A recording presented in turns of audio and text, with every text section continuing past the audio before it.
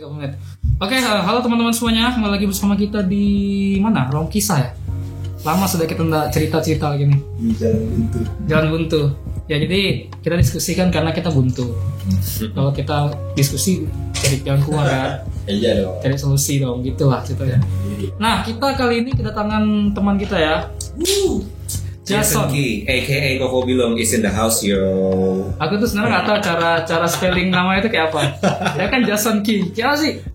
Jason Key. Jason Key gitu ya? Jason Key. Oh iya. Oke lah. Jadi kali ini aku pakai masker ya. Soalnya habis sakit kemarin. Jadi takut kenapa-napa ya kan? Kok aku ngerasa aneh ya bener. Aduh, jangan gitu. Bahaya Ini gitu ya. Nah, yaudah. Kali ini kita mau bahas apa ya, Jos ya? Bahas sesuatu yang berkaitan dengan tamunya. Oh iya, berarti ya kita kali ini ada sedikit bau-bau aroma tentang kesehatan mental ya. Ya. Apalagi kesehatan mental kan itu sangat berkaitan dengan kita sehari-hari. Apalagi aku yakin nih, banyak di antara kita semuanya, terutama kan kita masyarakat yang semi urban dan semi rural, kita begitu tahu lah istilah kesehatan mental karena belum terlalu, aku nggak mau bilang teredukasi dengan baik sih, intinya kayak terlalu kurang mencari tahu lah sama hal-hal seperti itu. Sosialisasi juga kurang. Nah, sosialisasi memang kurang kan, karena emang bisa terlihat lah, jarang terlihat gitu kan di sini. Di sini kalau kesehatan mental dibilang kurang ibadah. Waduh, kacau ini. Kurang ibadah. Normatif sekali. Kurang ibadah. Udah, kamu tuh kurang ibadah. Udah Gitu. gitu. Kan kata ibadah. Waduh, ya betul. Yang solar tuh kata ibadah. Tuh aku pengen tahu lah, siapa juga yang buat nama tuh ya. Yang solar kata ibadah orangnya. Ya, make sense. Normatif semua. Ya normatif sih emang, sangat normatif sekali. Termasuk nama kotanya. Sampai apapun dikaitkan dengan ibadah itu memang benar sih. Nah ya dari situ kan kita sekarang beranjak lah ya, terutama Jason kan di sini punya masalah dengan kesehatan mentalnya. Ya. Dan teman-temannya banyak yang nggak tahu, termasuk kita kan, kita baru tahu kemarin ya. Kita kemarin. Ya Baru ya. Baru aja. Dan itu tuh bukan satu hal yang bisa diremehin. Kita kan nggak tahu kan ternyata dia punya masalah dengan ini, terus kita belum tahu caranya bagaimana menyikapinya. Ya, setidaknya kita berusaha kan. Ya, setidaknya kita berusaha. Nah dari sini kita tuh pengen buat menginform ke kalian semua bagaimana caranya untuk setidaknya. Nah ya aku langsung kasih tahu aja lah ya. Ini nih OCD. Tapi bukan OCD-nya Om Deddy ya, beda. Bukan diet, bukan ya. Diet. Ini OCD yang bersih-bersih, yang rapi-rapi gitu. Mungkin kalian kalau Beda. mau cari tahu detailnya teoritis ya cari di jurnal. Banyak kok yang obsessive compulsive disorder. Nah, itu kan ketahuan disorder berarti berkaitan dengan mental. Nah, nanti jika kita akan bahas sedikit tentang apa sih bedanya antara OCD dengan perfeksionis atau OCD C atau P atau apa tuh? Ada apa? Ya. Jadi dari situ kan kita bisa coba cari lah. Soalnya katanya ya, yang dari sedikit ku baca OCD itu nggak bisa disembuhkan. Memang. Nah tuh, betul kayak gitu ya? Katanya sih begitu. Kata dokter juga kayak gitu sih. Jadi selamanya aku bakal kayak gini terus. Waduh. Sampai tua, sampai udah gitu. Bakal begini terus udah. Jadi aku hidup berdampingan sama OCD. Gak bisa lepas. Mau gimana pun. Meskipun dia hilang, tapi ada aja dikit masih gitu. Dia jadi kayak gitu. Dia tidak hilang tapi mungkin lebih ringan. Iya, lebih ringan. Dia nggak bakal hilang tapi setidaknya bisa diringankan kayak gitu. Setahu sih dari yang aku baca-baca dari dokter juga katanya sih begitu. Jadi mau nak mau aku harus hidup berdampingan dengan OCD ini. Oh iya.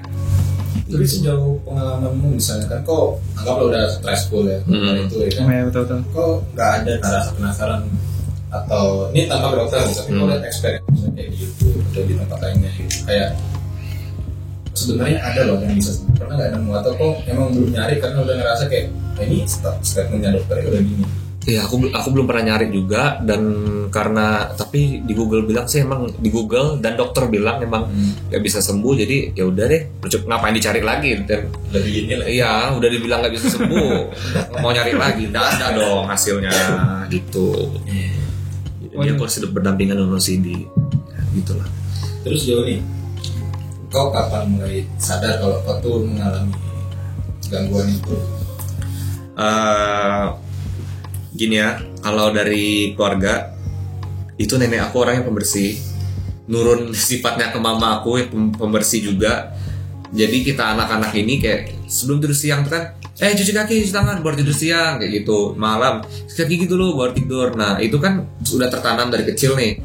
Tapi kok malah aku yang di antara saudara-saudaraku yang lain, kok malah aku yang ini yang paling gimana ya? Iya yang paling harus bersih nih. Udah tertanam sejak kecil. Perlakuannya sama semua. Sama semua. Tapi aku sendiri yang ini yang kayak wah harus kayak gini sebelum tidur, harus kayak gini. Dia paling ambis tuh. Ya aku yang paling ambisius daripada yang lainnya kayak gitu.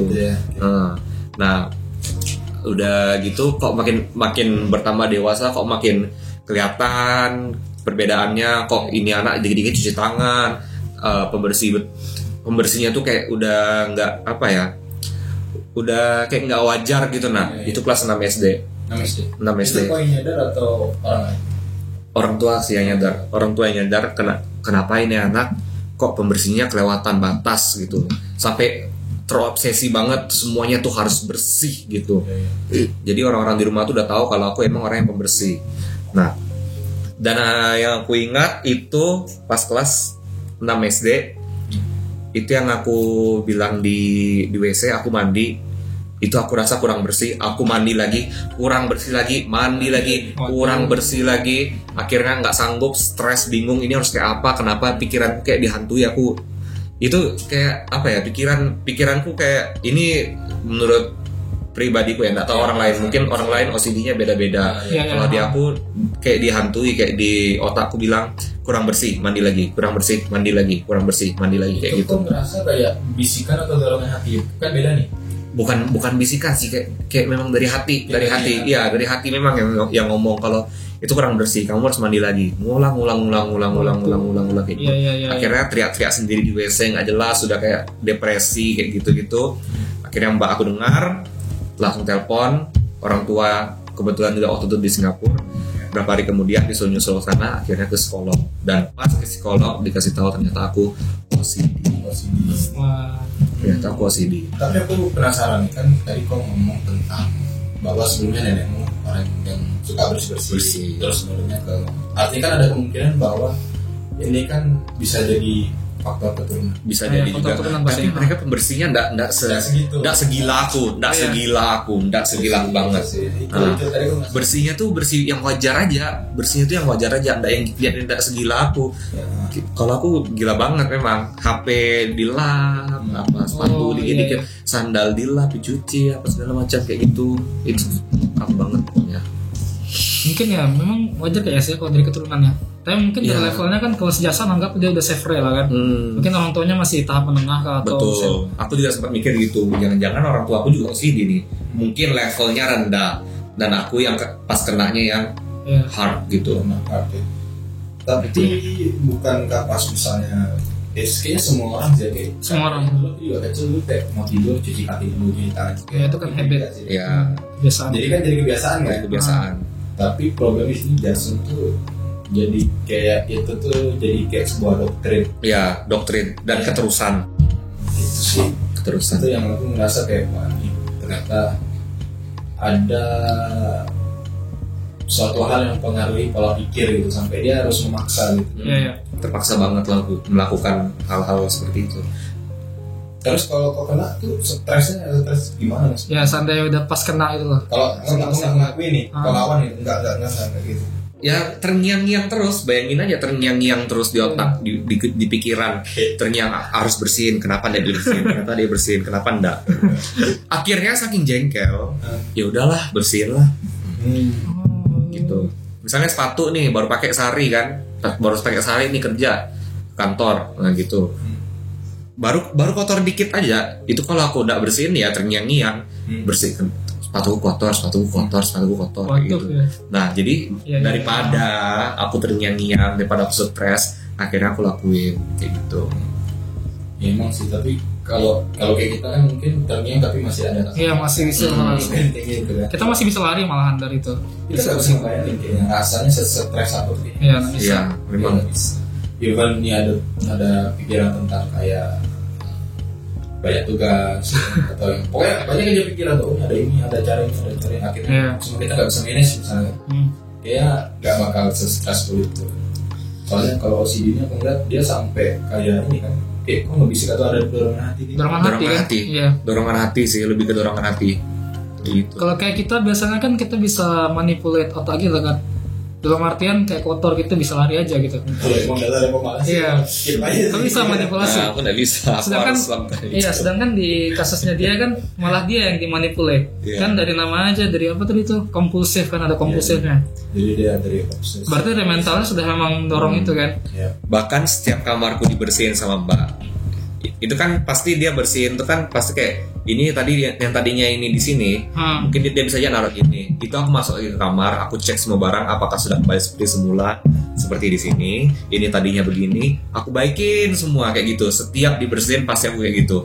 Misalnya kesetnya tadi nggak seperti yang ini, aku baikin biar simetris kayak gitu.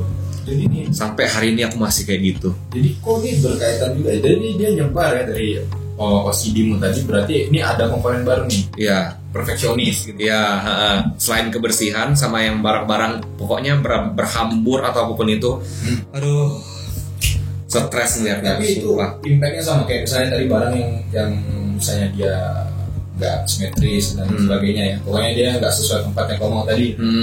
Kamu kok kebayang juga kan? Kebayang juga, nggak tenang bawaannya, nggak tenang gitu, kayak ada yang janggal gitu nah, kayak Ngerti ya? nggak enak, lah harus, jadi ku perbaiki kayak gitu. Jadi kayak pemalas nggak bisa ya? Nggak Iya, bisa. malas juga nggak bisa, Nggak bisa, Cok. soalnya kebayang. Dibawa baring-baring juga malah kebayang nanti, makanya aku sering keluar kan jalan-jalan biar nggak terlalu sering kebayang juga. Kayak aku bisa relate loh, tapi nggak bisa ngebayangin rasanya gimana tuh. Aku nggak kebayang sih. Tapi bisa relate nggak? Nggak bisa. Nggak enak sih. Ya, Sumpah nggak enak. bayangan kita tuh cuman kayak mungkin rasanya stres karena kayak aku justru mikirnya kayak ada yang bisik gitu. Bukan dorongan hati, karena kan kita nggak bisa Iya, nggak bisa. dorongan hati kan. Kalau kita ya beda, mungkin yang Ya, yang mengalami langsung beda lah. mengalami. Pasti. Kalau aku sih lebih mikir kayak ada bisikan, karena tadi barusan gitu sambil cari referensi dan sebagainya gitu. Jadi aku nonton salah satu channel gitu kan, ada orang yang mengalami OCD gitu. Dia sampai misalnya dia naik tangga gitu, dia naik tangga tuh jumlahnya harus ganjil. Oh iya, aku sempat nonton YouTube juga. Ya, Bahkan ada yang nggak mau pegang pintu. ya. Iya. Kalau aku kadang sih itu, kalau aku kadang. Tapi yang bikin aku aneh itu pikirannya gitu. Pikirannya itu kalau dia naik tangga terus nggak ganjil gitu kan, nggak ganjil, dia bakal kesambar pikir. Itu kan kayak irasional kan seharusnya. Tapi kok bisa ya dia mikir segitu? Iya. Jadi ya. Kalau kita yang awam kan seharusnya bisa mikir kayak masa yuran bedung di semar petir. Iya kan? Dia kan seakan-akan kan kita banyak kan kayaknya dia bisa mikir ke situ, tapi sampai dia nggak bisa mikir ke situ tuh kan artinya ada yang ngebentengin. Iya, ya karena kedoktrin gitu tadi kan. Iya. Iya sih. Sampai ada pemikiran yang irasional tuh. Iya sih. Ya, orang tua aku juga sudah bilang juga coba dilawan. Aku bukan nggak mau ngelawan, aku udah coba ngelawan, tapi emang nggak bisa. Sudah sekuat tenaga apapun, relain apapun, nggak bisa, emang hilang. Gitu. Mereka bilang kau kurang melawan, kurang berusaha. Ya coba aja kita sehari tukar otak deh, coba sehari aja rasain tuh gimana tuh udah enaknya jadi aku punya otak dan hati dan gangguan seperti itu. Coba aja, sanggup nggak lo gitu, nah maksudnya aku aja sendiri udah berpikir kayak pasrah serahlah apapun yang terjadi, mati lah sudah, karena udah capek hidup sama OCD ini, udah capek banget. Tapi kok nggak pernah kepikiran kan untuk make it ending gitu kan? Nggak sempat, berapa kali sering malahan. Waduh. Capek, sumpah capek. Kenapa sih aku udah kayak orang-orang lain aja bisa nge-trip, bisa kerja di lapangan apa segala macam, kena kotor biasa aja. Nah ini aku nggak bisa kayak gitu. Kau sampai bertindak atau ada niat untuk melakukan? Niat. Oh, niat. Udah niat. Gawat. sih Song. Iya. Itu gawat sih. Tapi Capek. kau kan udah ke dokter kan? Iya, udah ke dokter. Terus treatment apa yang dikasih? Iya, treatment apa Ada aja? nggak beda dari awal penyadar gitu kan? Dari awal kau ke dokter atau ke psikolog tadi terus sama sekarang? Aku dokter kulang, kadang tuh di Surabaya ya, ada 2. Tapi ini kemarin baru ganti. Sebelumnya ada, cuma ini baru ganti lagi, mau nyoba, katanya bagus yang baru ini, satu ini. Sama aja sih, dia punya treatment juga obat juga treatmentnya, Tahu nih? obat minum Pil. pil, pagi sama malam. Jadi aku tiap hari minum obat pagi, minum obat malam. Pernah dulu coba berhenti, itu rasanya kacau banget, kacau lebih menimbul gitu ya. Pastinya. Lebih apa ya? Lebih mendebar-debar lah gitu dibandingkan aku minum obat. Kalau aku minum obat setidaknya ada agak meringankan, kalau nggak minum lebih parah kayak gitu. Karena itu setahun aku coba berarti setahun aku mau coba berhenti obatku, sengaja tidak minum karena aku mikir kan mau sampai kapan minum obat terus kayak gini. Tergantungan kan? Iya, aku coba berhenti setahun nggak bisa. Makin parah. Tapi kok berapa lama berhenti? Pure setahun gitu? Iya, setahunan gitulah. Nah aku nyadar kenapa aku ya begini. Oh iya, obat, aku berhenti minum obatnya kayak gitu. Setelah lanjut lagi ya mulai agak menurun. Dan dokter juga bilang pasti ini tidak bisa sembuh, kamu cuma bisa menetralisirnya aja gitu. Jadi emang aku bakal hidup kayak gini terus sampai seterusnya. Cuma ya itu netralisirnya itu ya dengan cara minum obat kayak gitu. Terus aku juga nanya ke dokternya, emang nggak apa-apa minum obat terus dok? Ya nggak apa-apa sih, daripada kamu ini kegangguan terus lebih baik minum obat kan, katanya kayak gitu. Iya.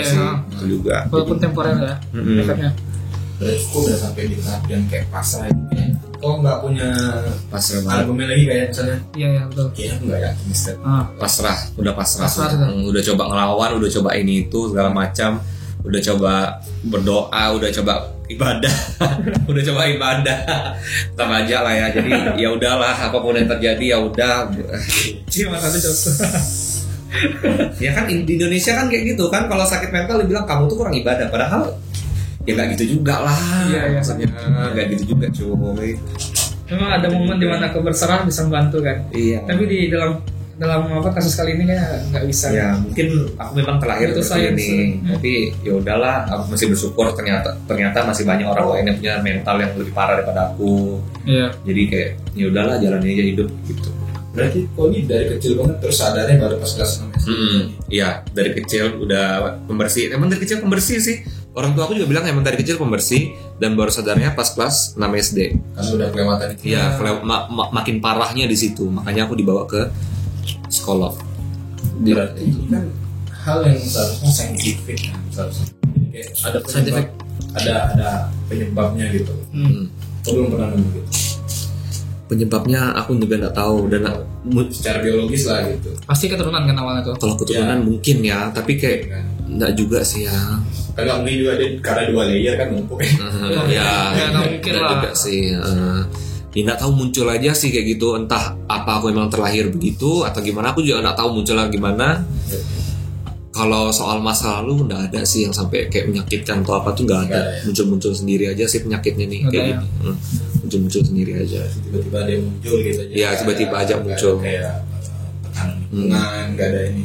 Mungkin dari kecil aku sudah OCD, cuma parahnya itu ya yang itu, yang pas kelas 6 SD itu parahnya banget di situ, dan baru sadarnya di situ juga, dan bawa dibawa ke dokternya di situ juga akhirnya. Ya udah, ketahuannya di situ.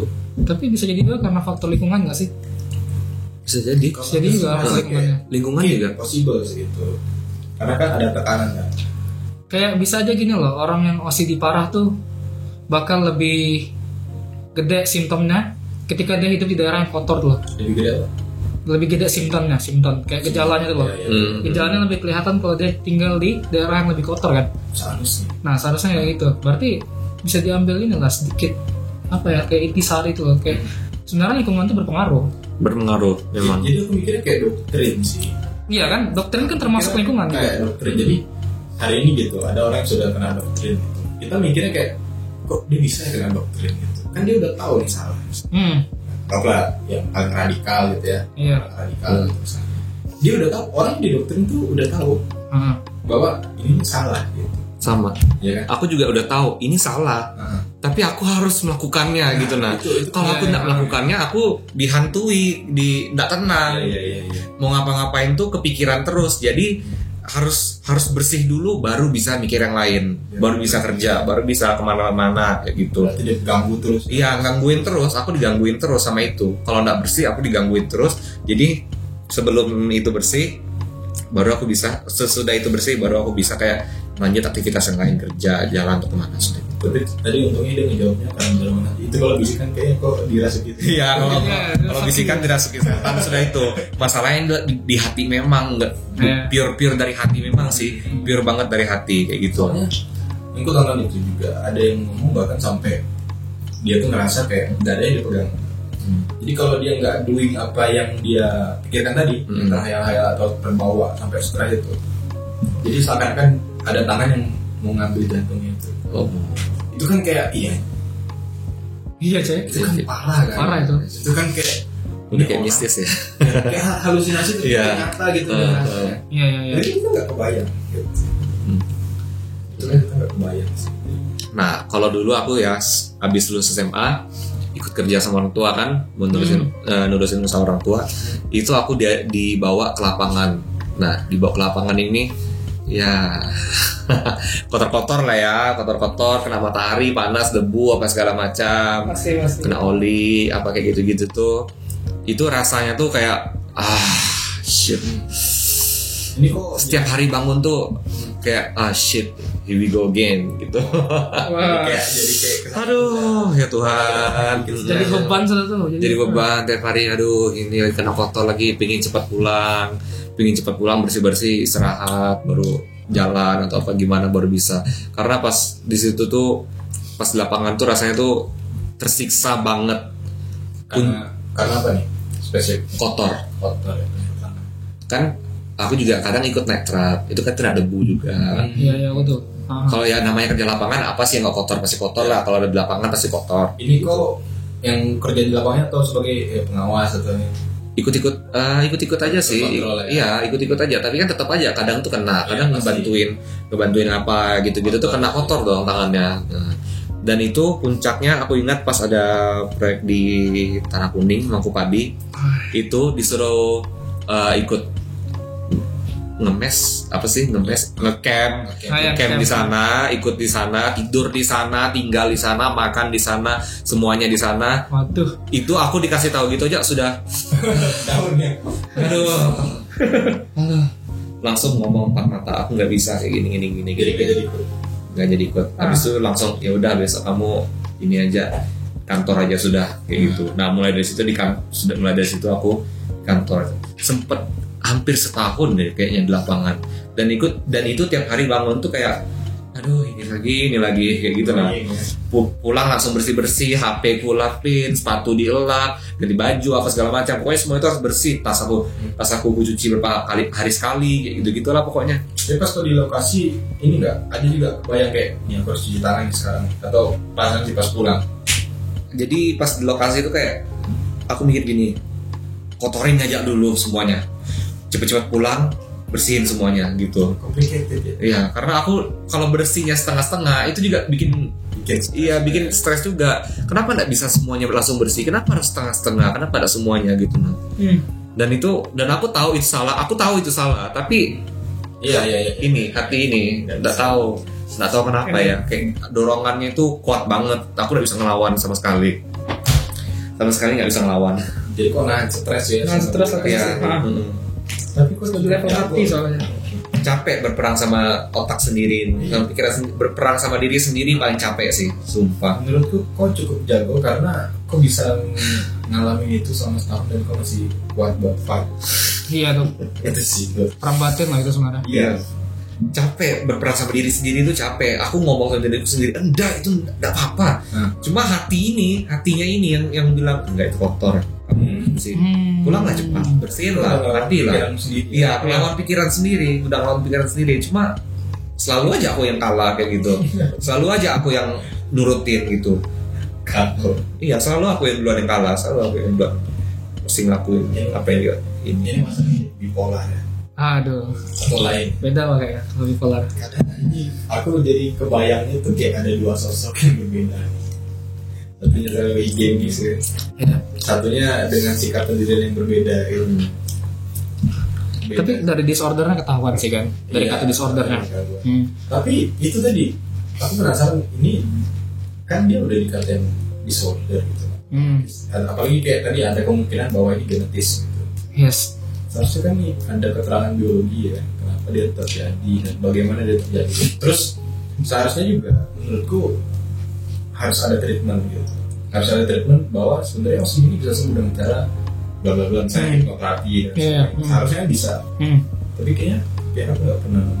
Ya tapi ya masih ada. Sampai sekarang juga kayak kalau misalkan gak usah jauh-jauh baca jurnal deh, coba aja buka Google how to cure OCD. Masih belum ada. Kebanyakan jawabannya ya treatment dari dokter masih. Aku pernah nggak dapat treatment dari dokter selain obat? Selain obat ya? Nggak ada ya? Obat aja selama ini. Kayak terapi itu nggak ada? Obat aja. Atau kamu mau coba terapi gitu? Pingin sih, cuma kayaknya emang ada nggak ya? Kayaknya nggak ada deh. Apa itu? Terapi gitu. Oh kalau di sini jelas nggak ada lah ya. Kalau terapi sih seharusnya kan, kalau terapi kan kayaknya semua terapis sih seharusnya bisa kan, dia cuma membawa kau di alam bawah sadar itu tadi kan. Iya. Sebenarnya siapa tahu dalam hati itu ada Kurama gitu. Jadi cuma dia semua. Kalau kayak gitu just pasti dibilang pun kurang ibadah nih bilangnya. Kurang ibadah. Pasti kayak gitu tuh. Kurang ibadah. Ya kurang ibadah. Tadi saya harus nggak nyampe buat mikir. Ya gimana ya rasanya nggak nyampe. Even kita kayak dan aku yakin kayak masih apa ya, dunia kedokteran masih berkutat gitu ya. Masih mencari jalan keluarnya. Karena itu penting sih. Karena seharusnya kan kita bisa saling menjaga antara satu dengan yang lain. Oh iya, kita pastinya. Nggak bisa mandang ini berbeda, nggak bisa sih. Lebih prefer kayak ini ada persamaannya. Iya. Kita punya teman bersih, sontak kita juga jadi orang yang pembersih. Betul. Iya kan? Punya orang tua yang pembersih, sontak aku juga jadi pembersih. Dan semuanya harus. Iya harusnya. Tapi kalau nggak perbedaan malah jadi rusuh sih. Ya nggak bisa, karena itu kan mengeklusifkan seseorang kan. Jadinya egoisnya lebih. Oke, itu sih kalau mikir. Ya capek sih emang hidupnya kayak gini terus. Cuma ya mau gimana lagi kan, jalani aja lah udah, pasrah lah udah. Tapi kok ini pasrah dengan cara yang positif nggak nih pasrah? Pasrahnya dengan cara yang positif. Dulu sempat mikir kayak mau bunuh, mau suicide, ya gitu, kayak gitu. Niatnya udah ada sih. Daripada hidup kayak gini terus capek, udahlah mending mati aja lah udah, daripada hidup gini terus capek. Apa sih yang dicari lagi gitu? Frustasi. Ya frustasi, stres parah. Tiap malam hampir mikir, hampir tiap malam mikir kayak gitu. Tapi ya sekarang udah kayak, karena entah mungkin pengaruh obatnya kali ini udah lebih mantap. Jadi kayak ya udahlah jalanilah hidup seperti biasa, apapun yang terjadi lah. Dosisnya dinaikin kali itu. Iya dosisnya dinaikin. Sama dokter yang baru ini dosisnya dinaikin, dan aku merasa betul perbedaannya. Itu naik terus atau cuma sekali itu aja naik? Nah kalau misalnya perlahan sih dilihat terus. Jadi aku tiap berapa bulan konsul. Aku tiap berangkat pasti singgah ke ini sih, ke dokter. Pasti singgah ke dokter di Surabaya situ. Selalu singgah ke situ untuk cek lagi, konsul lagi gimana. Berarti baru 2 kali ini ya, 2 kali kayak misalnya sebelumnya segini nih. Ya sebelumnya aku sama dokter yang ini kok begini terus. Nah ini aku baru coba dokter yang baru, dosisnya dinaikin. Nah udah lumayan terasa sih perbedaannya. Aku sehari bisa cuci tangan 20 kali ya, sampai tangan aku kering. Nih. Makanya aku beli hand cream kan. Dulu cuci muka sehari bisa 4 kali, sampai muka aku kering nih. Makanya aku beli pelembab Wardah. Sehari 4 kali. Ayo, sehari 4 kali. Sampai ke dokter kulit bilang, nah ini juga aku bingung kenapa aku gatal-gatal kalau malam sering gatal-gatal. Dokter sini bilang skabies. Udah nih, coba nih pakai obat skabies. Udah, kok udah sembuh-sembuh. Nah kemarin pas kebetulan di Surabaya, liburan di Surabaya, sekalian cek ke dokter. Dokter bilang kenapa aku gatal-gatal, itu ternyata stres. Masak. Aku lupa tadi namanya apa ya, neurodermatitis apa gitu. Pokoknya salah gitu. Iya, pokoknya ada tadi aku lupa namanya. Ada aku catat di rumah. Dan itu dokter bilang kenapa kamu gatal-gatal, kamu stres. Dia bilang, aku bingung, aku stres apa ya? Aku juga bingung, aku stres apaan ya? Terus tante aku bilang orang stres nggak nyadar kalau dia stres. Orang gila nggak sadar kalau dia gila. Orang stres nggak sadar kalau dia stres. Orang gila nggak sadar kalau dia gila. Jadi gila tiba-tiba sadar. Tiba-tiba aku ya ternyata aku stres. Dan setelah aku pikir-pikir lagi, mungkin stresnya ini, OCD-nya ini yang menghantuin aku terus untuk melakukan sesuatu supaya itu tuh bersih gitu. Berarti itu setiap hari, setiap waktu ya. Ini misalnya nih ya, kita lagi nongkrong nih. Misalnya tas aku nih ketumpahan apa gitu. Itu otakku sudah nggak sabar mau pulang, mau cuci ini, mau cuci ini habis itu aku baru bisa tenang. Kalau misalnya kayak gini doang, ini kan masih ada semrawutnya lah. Ya, semrawut. Posisi ruangan. Kau biasa aja. Ini overall biasa aja sih, bersih. Overall biasa. Ya, overall biasa aja sih. Saya kok masih merasa nyaman. Mau pulang jam berapapun bebas. Tapi kalau sudah misalnya ini tasku nih ketumpahan sama ini aku sudah ada sabar mau pulang nih, langsung lah, apapun caranya aku harus cepat pulang supaya tasku bersih baru aku bisa tenang. Kayak gitu. Oke. Karena kalau cuma sekedar ngelap aja, menurutku itu bersihnya setengah-setengah. Nah, bersih setengah-setengah itu makin ke-trigger. Aku makin ke-trigger jadinya. Iya. Oke, ngerti. Cepat. Iya. Total ya. Harus cepat. Berarti kau ini salah satu orang juga, karena tadi ada perfeksionisnya kan. Sekali ngebersihin tuh total semua. Total bersih semua. Berarti nyatu dah tuh antara ini tuh. Iya, maunya tuh bersih sekaligus semua kayak Iya. gitu. OCD perfeksionis kan. Aku maksudnya tingkat malasku tinggi. Jadi untuk aku melakukan hal-hal perfeksionis, hal-hal yang tingkat kebersihan tinggi itu momennya mungkin sebulan sekali gitu ya. Oh iya. Setahun sekali. Atau ada pas kena moodnya kali tuh. Iya, pas kena mood. Jadi sampai korek tuh susun satu-satu itu. Harus sejajar, harus rata, nggak boleh ada mereng. Aku baju gitu sih harus ini. Cuma sekarang aku mau coba abstrak. Jadi sengaja aku hambur-hambur. Ini sengaja dihambur nih, sengaja ditaruh sini, sengaja kayak gitu. Jadi sebenarnya barang itu hambur kalau aku mau nggak apa-apa. Cuma kalau aku nggak mau nggak bisa gitu. Oh. Kayak baju yang tadinya tuh yang ini khusus yang formal, ini khusus ini. Sekarang sudah aku campur-campur. Tapi kok oke sama itu? Iya, karena memang aku yang mau. Karena aku mau lihat abstraknya. Oke. Kayaknya kok butuh hipnoterapi sih. Karena itu kan sugesti. Iya. Iya kan, itu kan maksudnya sugesti. Kok ngerasa kayak, oh ini perintah tuh. Badan tuh harus ngikutin. Kayaknya lompat terus jadi kayak Minum di teh. Ada nggak yang pernah tuh? Kayaknya kok butuh hipnoterapi sih buat mungkin bikin kau jauh lebih relax gitu. Ya kan? Karena itu orang bawah sadar. Ya. Tapi dia bilang, kau kan terkenal barbar ya, kalau ngomong lurus aja gitu. Gak ada konsidi untuk ngikut ke terkosakan. Iya, untungnya guys, untungnya tidak seperti itu. Itu Jadi terbatas deh. Dia mau ngomong ngerasain dosa ya. Untungnya tidak seperti dulu ibadah ya. Tapi sayangnya OCD-nya ngebatasinya lebih sih kan di situ. ya. Cuma hal yang bersih sama kayak tertata rapi udah gitu aja sih. Kalau OCD ku nggak ada yang sampai berulang. Kalau dulu berulang-ulang sih harus cuci tangan kayak 7 kali 5 kali. Tapi ya karena kotor harus 5 kali nih, harus 5 kali cuci. Nah, cuci lagi. Iya. Oh, bukan habis 7 kali at the same time. 7 kali at the same time. Kupikir 7 kali mutu ya 1 hari 7 kali. Nah, at the same time. Atau harus megang sesuatu. Ini air nih, sabun, bilas, sabun lagi, bilas, sabun lagi. Nggak tahu. Kayak gitu wajar lah, tangannya kering bakal. Nggak tahu. Bayangin dia sabun 5 kali. Nah, tapi kalau sekarang udah lebih kayak lebih sekali aja udah cukup, tapi harus bersih banget. Tapi kalau kena kotor lagi harus cuci lagi. Jadi ya ini kelihatan nih tangan sampai kering-kering nih sampai begini-gini nih kan, kering-kering Sakit ya. kering-kering. Sehari bisa 20 kali cuci tangan. Jadi kau tuh gak menyakitin diri karena niat gitu. Tapi Iya. karena kau harus melakukan itu tadi. Kebetulan dia bisa merusak kulit. Iya, kemudian harus ngerusak Dan kulit. itu harus pakai sabun, gak bisa pakai air doang. Aku nggak mau kalau pakai air aja, nggak mau. Nggak mau. Kebayangkan. Nggak bisa, mending nggak cuci tangan kalau aku sih. Kau bayangkan sabunnya habis saat itu juga. Ini apa tuh? Makanya aku harus sabun tuh harus ada. Langsung ke market sih. Langsung ke market beli banyak-banyak Oh memang. ya. Oke. Kita sekarang corona. Iya, Enggak pernah nanti kita berharap semua kan kita pakai corona. iya. Ada nggak ketakutanmu untuk bersama orang?